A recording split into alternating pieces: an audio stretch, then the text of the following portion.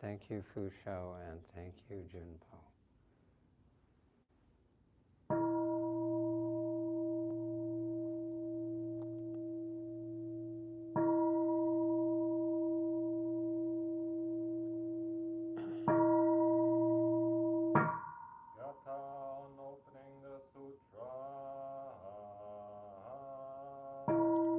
The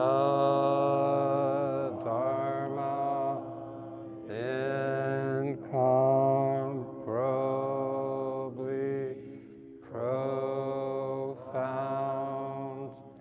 and infinitely subtle is rarely even in millions of ages. Now we see it, hear it, receive and maintain it.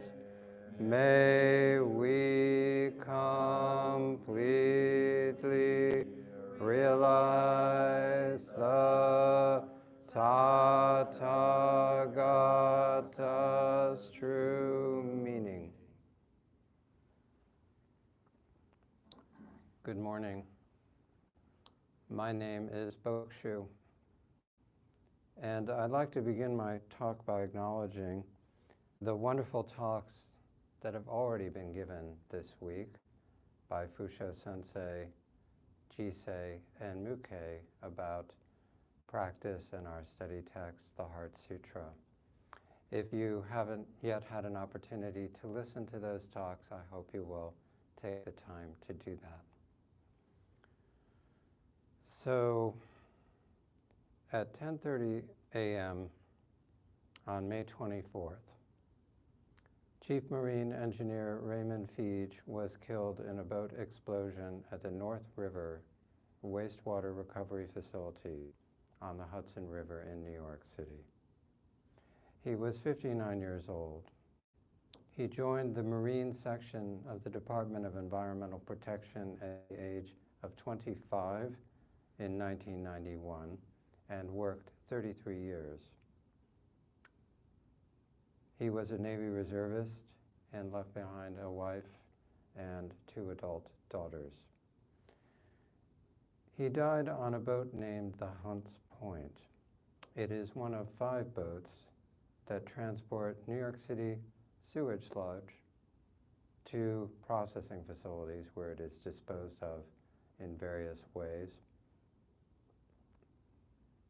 123,000 dry tons of sewage sludge were produced by New York City in 2022. For 33 years, Raymond Feege worked to make urban life possible. It would be impossible for the millions of people living in New York City, let alone other towns, to exist as they do without people like Raymond Feege, who, until his death, I had never heard of, nor did I know a single thing about what he did and how my life completely depended upon him. We are chanting every day, 72 laborers brought us this food, but we really also need to chant, 72 laborers disposed of our shit, because that's what it takes. An unbelievable enterprise to get rid of human waste. My mind was just blown when I read about him. And you know, right now when public service is under attack, being diminished and dismissed and defunded, I think it's important to raise up and celebrate public servants like Raymond Feege, who gave his life for us. I'm bringing this up also because the Heart Sutra says, Avalokiteshvara, doing deep prajna paramita, clearly sought emptiness of all the 5 conditions, thus completely relieving misfortune and pain. Can you imagine the pain of Raymond Fige's family when they learned that their father, husband, and relative had been blown to bits in an explosion? What a misfortune for them. So if they had studied the Heart Sutra, which calls itself the best mantra, the unsurpassable mantra, would it completely relieve their misfortune and pain? Here at Wisdom House, you may have noticed that many of the rooms are dedicated to people who have died.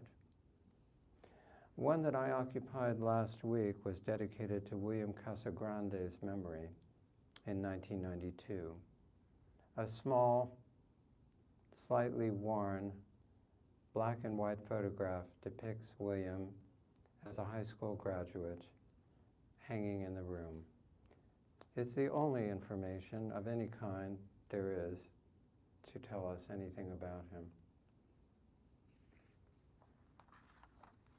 He has a charming face, bird-like eyes, and it would seem clear that his parents, Harry and Dorothy Casagrande, were devastated to lose their son at so young an age. How did he die? What did he hope to become? What were his dreams?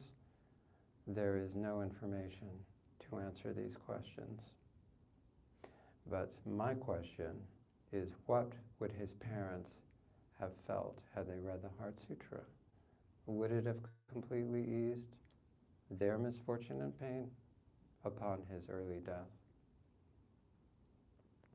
The same question, of course, can be asked about the millions of people suffering unbelievable hardship in Gaza, in Ukraine, in Myanmar. Let's not forget the Rohingya, who are unfortunately being tormented by Buddhists, and who still occupy what is probably the largest refugee camp in the world at Cox's Bazar. Maybe the Palestinian displacement will in time rival that camp, but I don't believe it does yet. 1.2 million people. We never even think about them. What does the Heart Sutra say to these people? What about their misfortune and pain? Given the tidal wave of suffering in the world, most of it preventable, we really need to investigate what form this complete relief of misfortune and pain that is offered by the Heart Sutra takes, and how to actualize that form in our lives and in the lives of those with whom we relate and interact. The sutra says no old age and death, and no end to old age and death. How do we manifest this apparent contradiction in our lives?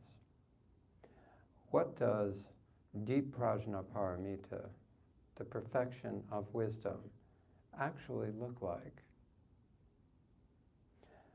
To begin to approach this, I'd like to mention the word that appears more often in the Heart Sutra than any other word. That word is no. No appears 22 times in the Heart Sutra. Not appears 5 times. Then there's without, and so on. So this is a really emphatic note that this sutra is striking again and again and again. What does no mean? What is its significance to you? Does it mean the denial of something? The absence of something or someone? The contradiction of something? Is it emptiness? Is it fullness? Is it a bacterium engulfing the entire universe? Or does this no assert something? The Platform Sutra by the 6th Patriarch, Dajian Huining, might help us with this question. But just to note that this great ancestor was an illiterate peasant who was awakened by one line from the Diamond Sutra. One should produce a thought that is nowhere supported by anything. One should produce a thought that is nowhere supported by anything. That is, a thought that is nowhere supported by an eye, an ear, a nose, a tongue, a body, or a mind. What would such a thought look like? How would we produce it? But to return to the Platform Sutra, Huineng writes, "People of the world, separate yourself from views. Do not activate thoughts. If there were no thinking, then no thought would have no place to exist." No is the no of what? Thought means thinking of what?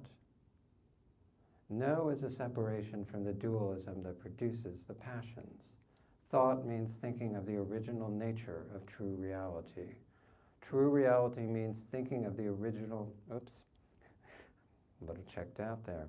True reality is the substance of thoughts. Thoughts are the function of true reality.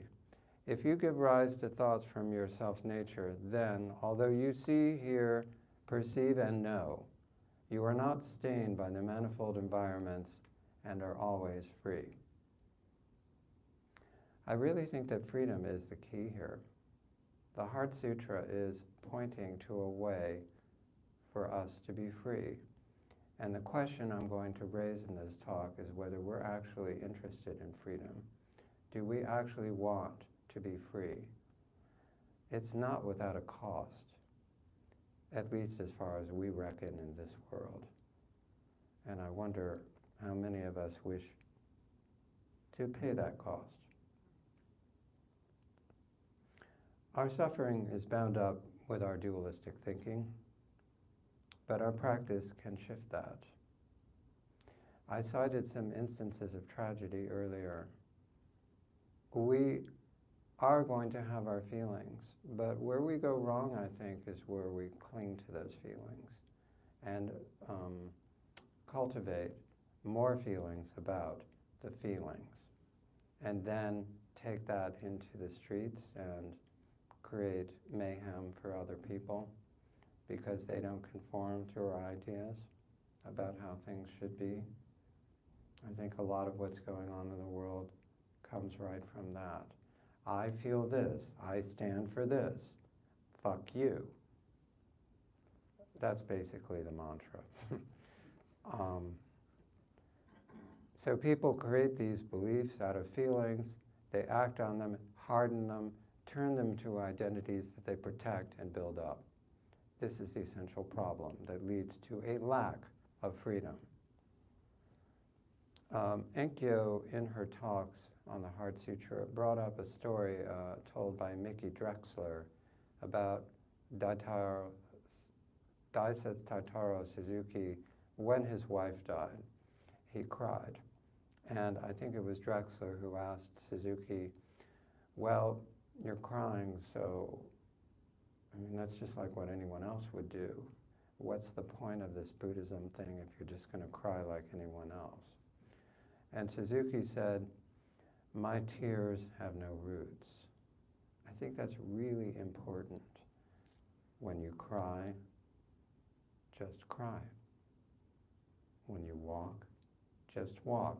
It's just a natural response to what is directly in front of you. There's no antecedents. There's no follow-on. It's just crying right now. Of course, there's the additional complication of who is crying. And if you want to go further, you could ask, what is crying? Each of us is endowed with form, sensation, conception, discrimination, and awareness. But we love to resist impermanence, and we love to separate. And we love to build an identity while we resist impermanence and separate. So what if we were to stop resisting reality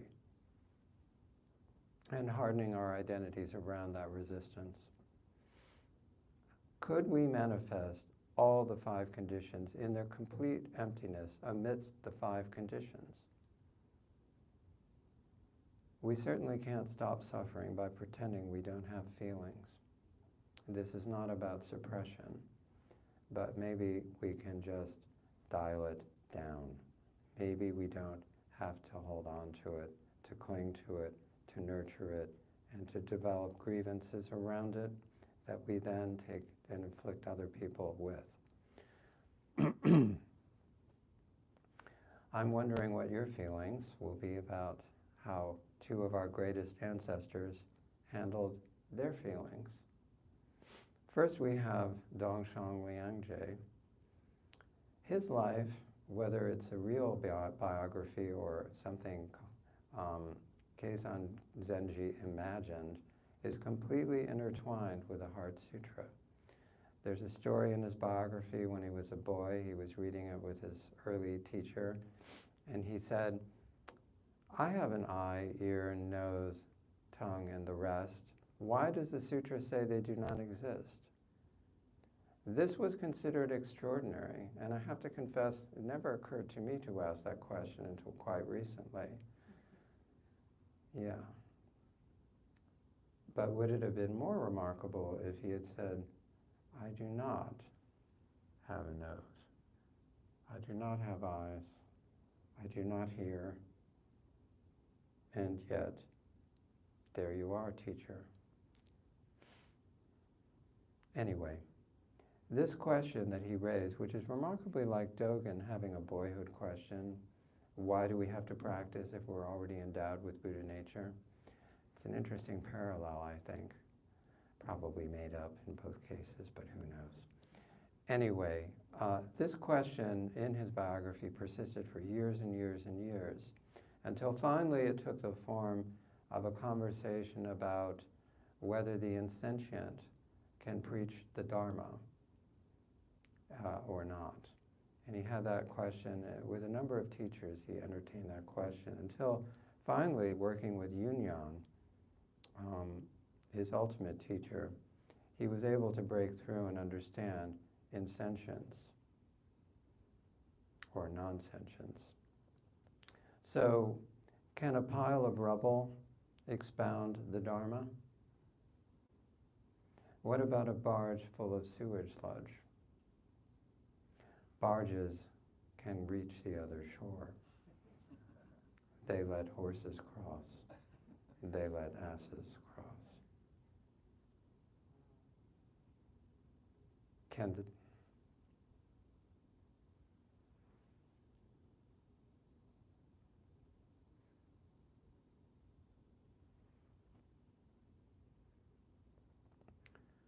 the photo of a dead boy under glass preach the Dharma in a cinder block room?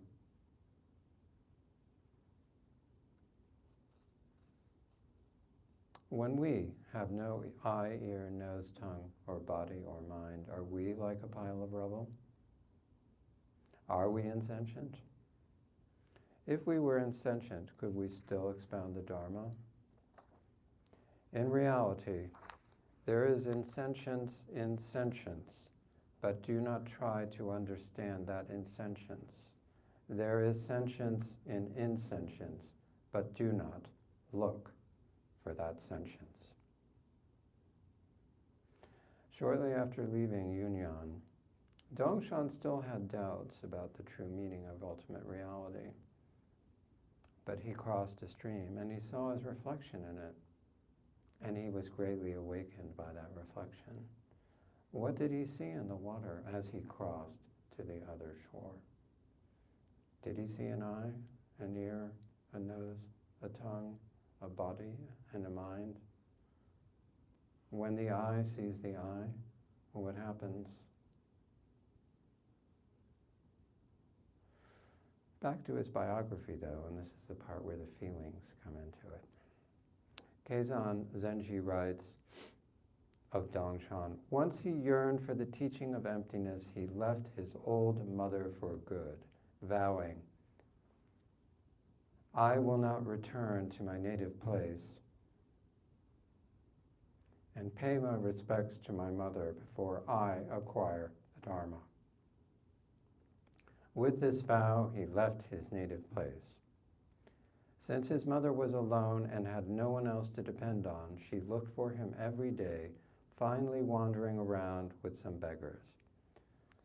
When she heard that her son was on Mount Dong, she yearned to go and see him, but Dongshan avoided her, barring the room so she could not enter because he didn't want to meet her. Consequently, his mother died of grief outside his room. After she died, Dongshan went personally and took the small amount of rice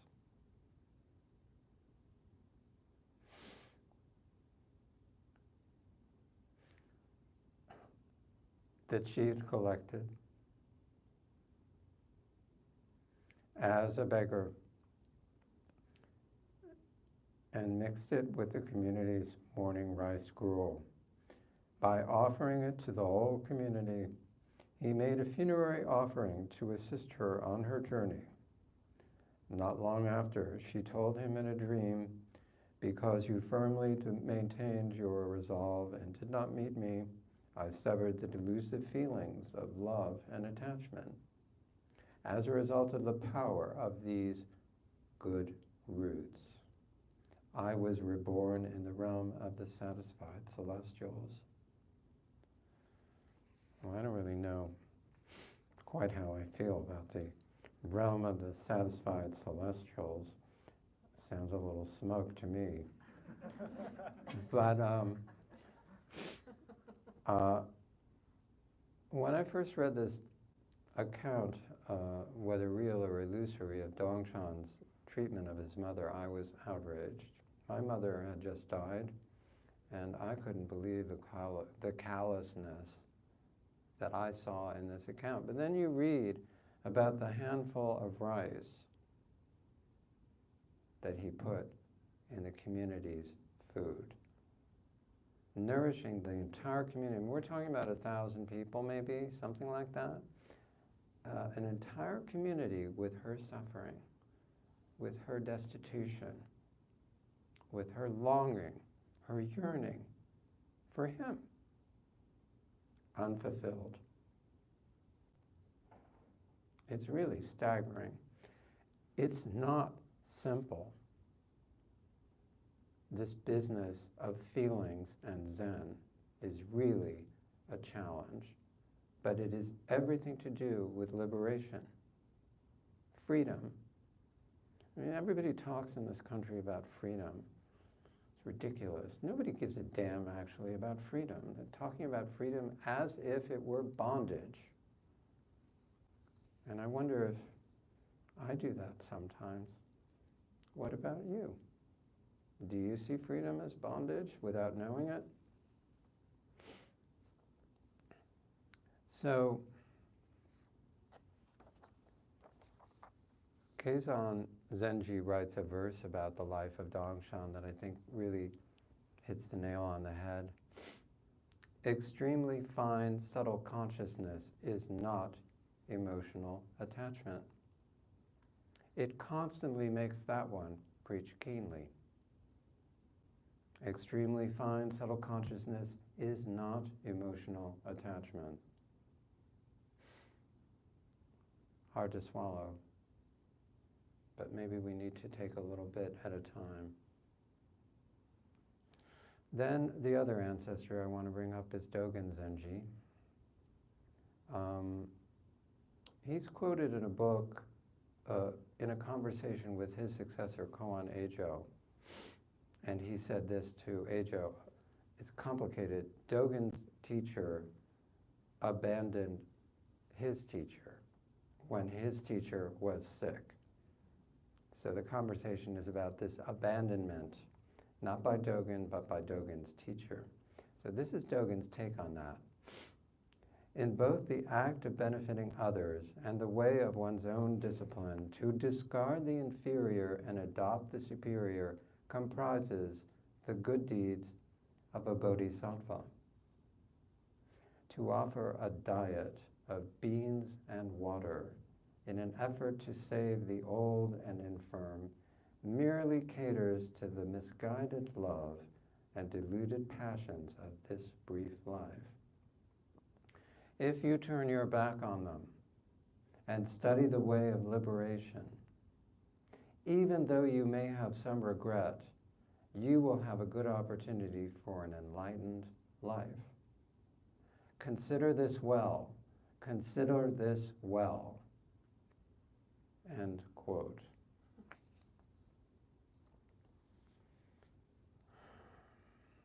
So both of these ancestors, without whom we wouldn't be here, it's fair to say, seem to be espousing a certain emotional detachment.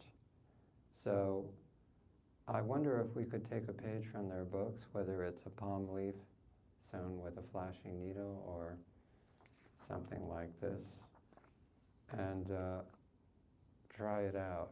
What is our relationship to our feelings? What is the relationship of those feelings to our desire for liberation from suffering?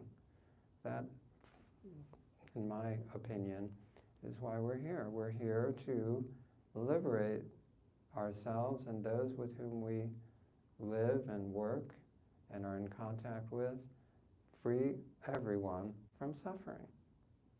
And I think emotional attachment is right at the center of the cause of that. But I'm very attached to my own suffering. And that's why I keep having to come back here to this cinder block palazzo in this tick-infested wasteland where we all sit around ignoring each other. So I'd like to close my talk with a poem that I think is very relevant to the Heart Sutra in its best aspect of no. This is from the bathhouse at Hoshinji Temple in Obama, Japan. And it goes like this. There is not even one thing. What then is there to wash? If dust and dirt were to exist, from where would it arise? If you can truthfully answer these questions, then you may enter the bath. It is said that water washes away impurities, but one must know that water is also dirt. Even if you can immediately eliminate both water and dirt, at that point, you must wash again. Thank you.